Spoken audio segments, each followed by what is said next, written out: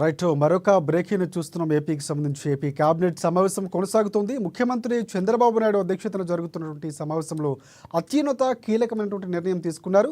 Nominated పదవుల్లో బీసీలకు ఇకపై 34% రిజర్వేషన్లకు మంత్రిమండలి ఆమోదం తెలిపింది.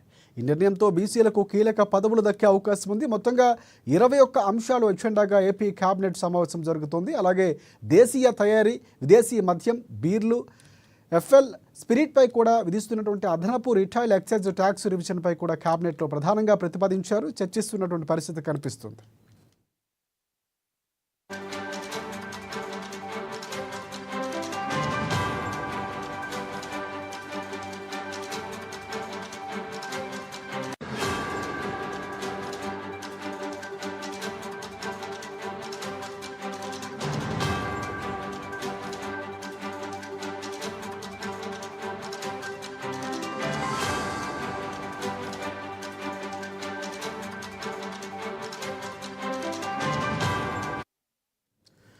రైట్ ఏపీ కేబినెట్ సమావేశం కొనసాగుతుంది. ముఖ్యమంత్రి చంద్రబాబు నాయుడు అధ్యక్షతన జరుగుతున్న ఈ సమావేశంలో అత్యంత కీలకమైన నిర్ణయం తీసుకున్నారు.